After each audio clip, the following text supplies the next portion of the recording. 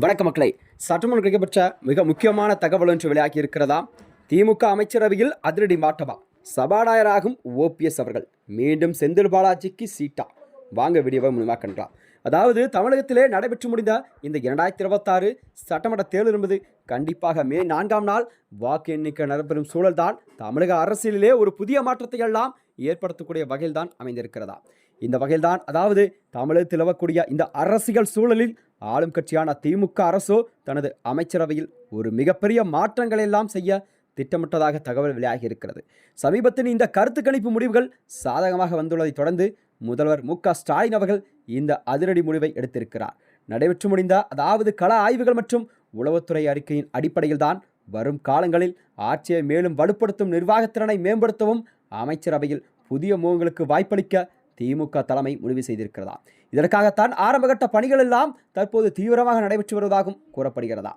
இந்த மாற்றத்திற்கு மிக முக்கியமாக, அதாவது முன்னாள் அமைச்சரான செந்தில் பாலாஜி மீண்டும் அமைச்சரவையில் இடம் ஒதுக்கப்படலாம் என்று தெரிகிறதா? அதாவது அவரை நிர்வாகத்திறன் மற்றும் தேர்தல் வியூகங்களுக்கும் கட்சி வலு சேர்ப்பதற்காக அவருக்கு மீண்டும் ஒரு முக்கிய துறை கண்டிப்பாக ஒதுக்கப்பட வாய்ப்பிருப்பதாக அண்ணா அறிவாலயம் தகவல் வெளியாகியிருக்கிறது. அரசியல் களத்திலே ஒரு பெரும் எதிர்பார்ப்பை எல்லாம் ஏற்படுத்திய மற்றொரு தகவல் என்னவென்றால், முன்னாள் முதல்வர் ஓ பன்னீர்செல்வம் அவர்களுக்கு அரசு ரீதியான முக்கிய பொறுப்பு வழங்கப்பட வாய்ப்பிருப்பதாக கூறப்படுகிறதா? அதாவது ஓ பன்னீர்செல்வம் அவர்களுக்கும் கண்டிப்பாக சபாநாயகர் போன்ற ஒரு கௌரவமிக்க மற்றும் அதிகாரமிக்க பதவி கண்டிப்பாக திமுக கட்சியில் வழங்கப்படும் என்று எதிர்பார்ப்பெல்லாம் அரசியல் வட்டாரத்தில் பேசப்படும் செய்தியாக பார்க்கப்பட்டு வருகிறது. புதிய அமைச்சரவையில் பட்டியல் பின்வரும் பெயர்களும் பரிசீலனை இருப்பதாக கூறப்படுகிறதா?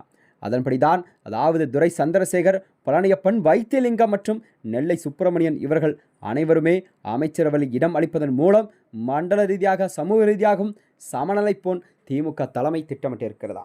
இந்த வகையில்தான் மீண்டும் திமுக ஆட்சி மீண்டும் தமிழகத்திலே அமைந்தால் கண்டிப்பாக அமையும் பட்சத்தில் நடப்பு அமைச்சரவை மாற்றத்தில் போதே இந்த அறிவிப்புகள் வெளியாகும் என எதிர்பார்க்கப்படுகிறது. தற்போது உள்ள அமைச்சரவையில் கண்டிப்பாக மாற்றமெல்லாம் கண்டிப்பாக நடைபெறும் என்று திமுக தலைமை வெளியிட்டிருக்கிறது. இது குறித்த ஒரு அதிகாரப்பூர்வ அறிவிப்பு கண்டிப்பாக வெளியாகக்கூடும் என்பதால் தமிழக அரசியல் களமே இப்பொழுது சூடுபிடிக்க தொடங்கிவிட்டது. இந்த வகையில்தான் இந்த வருகின்ற 2026 சட்டமன்ற தேர்தல் முடிவுகள் என்பது பொறுத்துதான் திமுக தலைமையில் புதிய அதிரடி மாற்றமெல்லாம் கண்டிப்பாக நடக்கக்கூடிய சூழல் கண்டிப்பாக உருவாகும் என்று எதிர்பார்க்கப்படுகிறதா?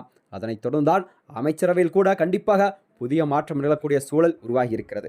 இந்த வகையில்தான் ஓ பன்னீர்செல்வத்திற்கு கண்டிப்பாக இந்த முறை ஒரு புதிய பதவி வழங்கப்படலாம். அது மட்டுமின்றி அவரை கௌரவிக்கும் விதமாகத்தான் கண்டிப்பாக சபாநாயகர் போன்ற ஒரு முக்கிய பொறுப்புகளும் வழங்கப்பட அதிக வாய்ப்பிருப்பதாக அரசியல் வட்டாரத்தில் பேசப்படுகிறதா? மேலும் இது போன்ற வீடியோக்களை தெரிந்து கொள்ள நமது சேனலை மறக்காமல் சப்ஸ்கிரைப் செய்து கொள்ளும். நன்றி, வணக்கம்.